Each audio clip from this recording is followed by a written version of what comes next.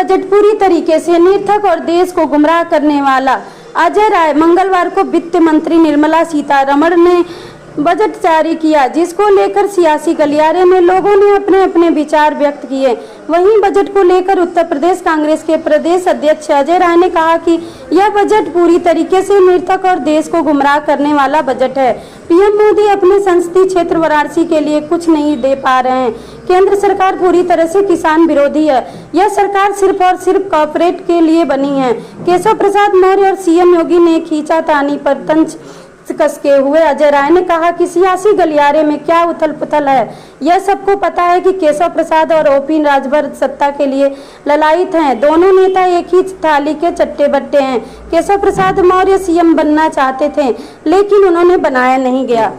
देखिए, ये केवल और केवल देश की जनता को केवल भ्रमित करना, भ्रम में डालना और जनता को, पूरे देश की जनता को केवल और केवल उनको भ्रमित करना, यही बजट है। बजट में कोई दम नहीं है।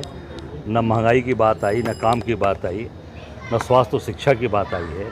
केवल और केवल एक सब्जबाग दिखाया जाता है, जो हर बार दिखाया गया, इस बार भी दिखाया गया। युवाओं को काफ़ी रियायत दी गई, नौकरी पहली बार करने पर उनको 5,000 रुपये मासिक भत्ता देने की बात कही गई। योजना बढ़ा, बिहार हाईवे के लिए 26,000 करोड़ रुपये, आंध्र प्रदेश के विकास के लिए 15,000 करोड़। 15,000 करोड़। भाई, मैंने कहा महंगाई पे कोई बात हुई है?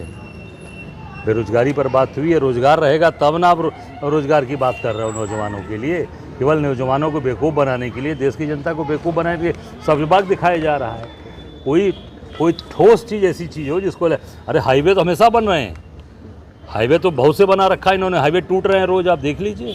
तो बिहार और आंध्र प्रदेश के लिए काफ़ी बड़ी रियायत दी गई है, काफ़ी पैसा दिया गया है। तो क्या लग रहा है कि सरकार जो पेमेंट जा रही है उसको कंट्रोल करना? अब देखिए, ये बिहार को दे दें, झारखंड को दे दें, यूपी को दे दें, अब जनता जो आज देख रही है इनको हटाना चाहती है। अब ये निश्चित तौर से आम जनता के हित के लिए एक भी, क्या बनारस के लिए कोई कल कारखाना आया है?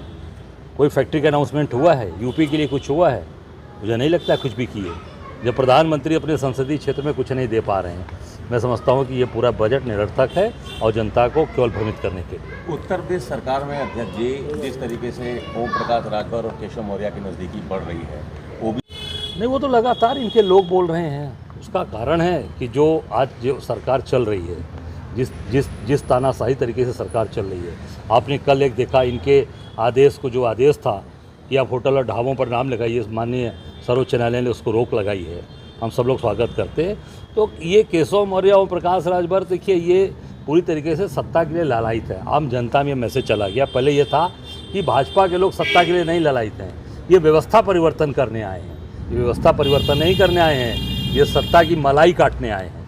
अब वो जनता समझ चुकी है और मलाई इनको जनता जो इनके हाथ से ले चुकी है। अब ये, चाहे वो ओम प्रकाश राजभर हों, चाहे वो केशव मौर्य हों, ये सब लोग एक ही थाली के चट्टी बट्टे हैं। योगी जी की कुर्सी रहेगी कि आपको लगता है जाएगी? अब ये तो उनका अंदरूनी मामला है। मुझे लगता है कि ये लड़ाई और बढ़ती जा रही है। और केशव मौर्य की लड़ाई आज की नहीं है, ये तो पहले से चली आ रही थी। सीएम बनना चाहते थे, बनाए नहीं मोदी जी ने, योगी जी को बना दिया।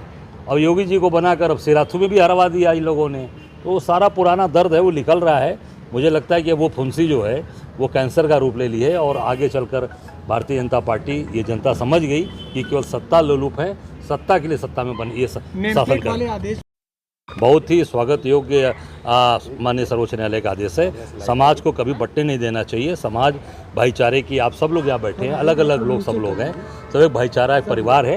मिलकर ये समाज काम करता है। समाज में कभी विघटन नहीं होना चाहिए। सर कृषि को लेकर के, किसानों को लेकर के बड़ा उम्मीदें थी बजट से। इस बार जो है 1.5 लाख करोड़ रुपए कृषि सेक्टर में दिया गया है। कृषि सेक्टर में आप देखिए, कोई भी खाद का दाम कम हो रहा हो, बीज का दाम कम हो रहा हो, सिंचाई की व्यवस्था पे कुछ दिया हो, ट्रैक्टर पे दिया हो, जितने भी हमारे समझ से जितने भी खेती में सामान जो भी लगते हैं, जो भी मशीनें लगती हैं, किसी पे मुझे लगता है कि कोई भी छूट और कोई भी रियायत नहीं दी गई।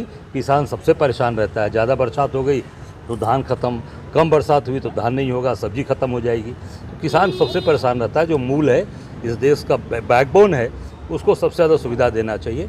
मैं समझता हूँ कि सरकार किसान विरोधी है, ये केवल कॉरपोरेट के लिए बनी है, कॉरपोरेट का काम। एक आखिरी सवाल ले लीजिए, संघ सरकार जो है वापस ले ली। देखिए, ये संघ पूरी तरीके से, ये भारतीय जनता पार्टी और संघ की जो दूरी बनी थी उसको ठीक करने का प्रयास है ये, उसको कि एक हमारा रिश्ता ठीक हो जाए, पर ये देश के लिए ठीक नहीं है, राष्ट्र के लिए ठीक नहीं है।